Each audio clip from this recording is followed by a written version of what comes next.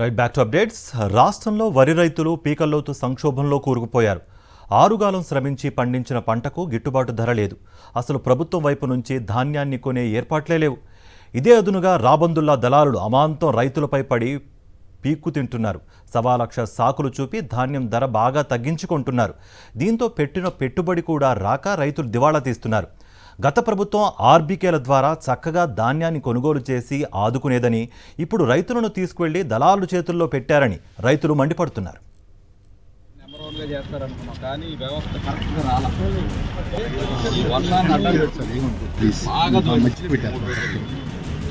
ఆంధ్రప్రదేశ్లో రైతు పరిస్థితి అత్యంత దుర్భరంగా ఉంది. అందులోనూ వరి రైతు పరిస్థితి మరీ అన్యాయంగా ఉంది. రైతన్నలు రెక్కలు ముక్కలు చేసుకుని ఎండనక వాననక పంట పొలాల్లో చెమటోడ్చి పంట పండిస్తే దాన్ని కొనుగోలు చేసే దిక్కు లేకుండా పోయింది. కోతలు కోసిన పంటను నడి రోడ్డుపై ఆరబెట్టుకుంటూ వాటిని అమ్ముకోవడానికి రైతులు నానా తంటాలు పడుతున్నారు. జగన్మోహన్ రెడ్డి హయాంలో రైతు భరోసా కేంద్రాలు ఉండేవి.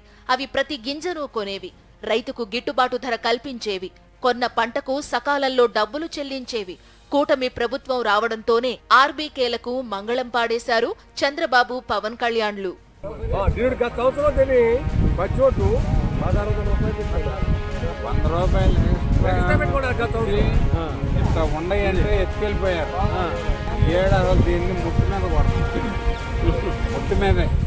నంద్యాల జిల్లా ఆళ్లగడ్డ నియోజకవర్గంలో ప్రధాన పంట వరే. ఎన్నికల ప్రచారంలో రైతు భరోసాను పెంచుతామన్న చంద్రబాబు నాయుడు ఈ ఏడాది ఇంతవరకు అసలు రైతు భరోసానే ఇవ్వలేదు. దీంతో వ్యవసాయం కోసం రైతులు అప్పులు చేయక తప్పలేదు. అంత కష్టపడి సాగు చేసిన ధాన్యాన్ని అమ్ముకుందామంటే ధాన్యం కొనుగోలు కేంద్రాలను ఏర్పాటు చేయలేదు కూటమి ప్రభుత్వం. దీంతో రైతులు నానా ఇబ్బందులు పడుతున్నారు. జగన్మోహన్ రెడ్డి ప్రభుత్వ హయాంలో గత ఏడాది 2,300 వరకు పలికిన బస్తా ధాన్యం ధర ఈసారి 1,300కి పడిపోయిందని రైతులు ఆక్రోశిస్తున్నారు. దళారులు తమని నిలువు దోపిడీ చేస్తున్నారని వారు మండిపడుతున్నారు. లాస్ట్ ఇయర్ చూసుకుంటే రేటు 2,300, 200 అని ఉండేది. ఇప్పుడు కాస్త చాలా తగ్గిపోయింది. 1,400, 1,500, 1,300 ఎట్లా అంటే అట్లా. మేము ఆర్బీకే రైతు, గవర్నమెంట్ కూడా అమ్మేవాళ్ళం. గవర్నమెంట్ ఆర్బీకేలో మాకు ఏదో ఒక స్పోర్స్ ఇస్తున్నారు, మనకు మాటలు ఇస్తున్నారు. ఇప్పుడు ఆర్బీకే వాళ్ళకు జీతాలు కూడా ఇవ్వడం లేదంట. వాళ్ళు ఆ గవర్నమెంట్ అనేది వాళ్ళు మమ్మల్ని పట్టించుకోవడం లేదు, రైతులను పట్టించుకోవడం లేదు. దానివల్ల ఆర్బీకే మేము ఆశించినా ఏం లేదు. ఆర్బీకే వల్ల అసలు ఏం ఇప్పటి ఉన్న సిచ్యువేషన్లో ప్రయోజనమే లేదు. లాస్ట్ ఇయర్ ఉండింది మాకు. రాజకీయ నాయకులకు కానీ గవర్నమెంట్ అధికారులకు కానీ లాస్ట్ ఇయర్ కనిపించినట్టు ఇప్పుడు కనిపించలేదు. లాస్ట్ ఇయర్ ఏముంది, జగన్మోహన్ రెడ్డి గవర్నమెంట్లో జగన్మోహన్ రెడ్డి వాళ్ళే కొనిపోతున్నారు. ఇచ్చాను మనం మార్కెట్కి వేసుకుంటున్నాం. వడ్లు ఎవరైనా కానీ వేసుకునే వాళ్ళు వేసుకుంటున్నారు. రైతు మద్దతు ధర ప్రకటిస్తున్నారు. ఇప్పుడు ఆ సిచ్యువేషన్ లేదు, ఏం లేదు. ఎవరి కొద్దీ వాడు మామూలుగా దళాలే అంతా తీసుకొని పోతున్నారు. చాలా నష్టపోతుంది. దానివల్ల మీరు ఇంతవరకు ఏదైనా చేయాల్సిందిగా గవర్నమెంట్ వాళ్ళని అధికారులని కోరుతున్నాం. ఒక పక్క విత్తనాలు, పురుగు మందులు, ఎరువుల ధరలు అమాంతం పెరగడంతో వ్యవసాయ పెట్టుబడి పెరిగిపోయింది. ఖర్చులు పెరిగిపోగా ధాన్యం కొనుగోలు ధరలు తగ్గించేయడంతో వ్యవసాయం ఒట్టి నష్టాల వ్యాపారంగా మారిందని రైతులు ఆవేదన వ్యక్తం చేస్తున్నారు. ఇప్పుడు మందులు బస్తా వచ్చేసి అప్పుడు 1,000 రూపాయలు, ఇప్పుడు 1,100, 1,200 అయినాయి. ఒక 20 బస్తా. పెట్టుబడులు పెరిగాయి. వడ్లకు ధర అయితే లేదు.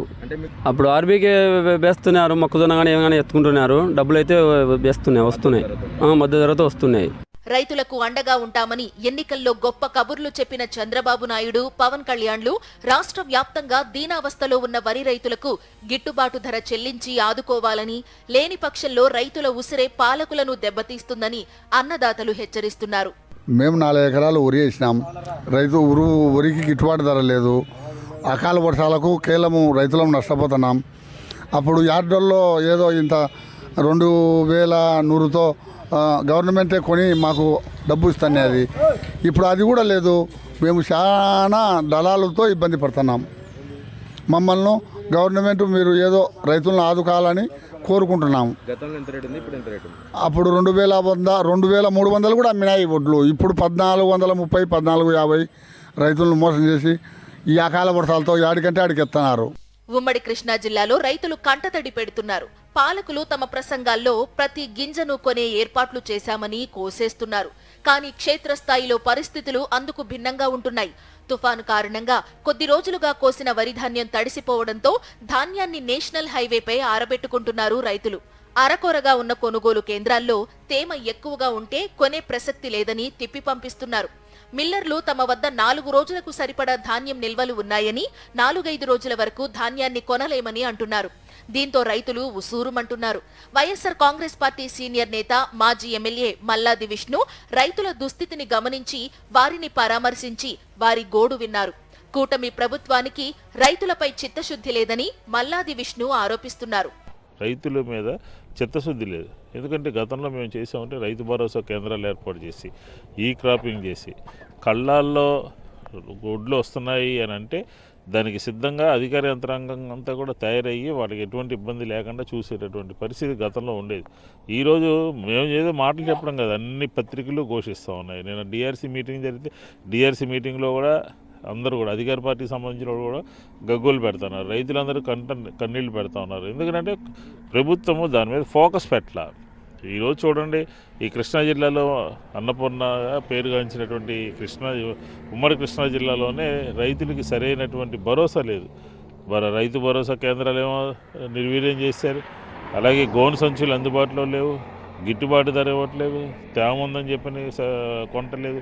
ఇట్లాగా ఈ సంవత్సరం రైతులందరూ కూడా చాలా ఇబ్బందులు పడుతున్నారు. పంట చేతికి వచ్చే టైంకి ప్రభుత్వము దృష్టి పెట్టాలి, కాన్సన్ట్రేషన్ చేయాలి. అధికార యంత్రాంగం అంతా కూడా దాని మీద దృష్టి పెట్టి పనిచేయాల్సినటువంటి ఆవశ్యకత ఉంది. కానీ ఆ దిశగా ఎక్కడ కూడా జరగట్లేదు. వరి రైతులను సంక్షోభంలోకి నెట్టేసిన కూటమి పెద్దలు కాకినాడ పోర్టులో తమ నేతల బియ్యం అక్రమ రవాణా వ్యవహారాన్ని కప్పిపుచ్చుకోవడానికి మహా డ్రామాలాడుతున్నారు. చంద్రబాబు నాయుడు, పవన్ కళ్యాణ్లు పోటీలు పడి నటిస్తున్నారు.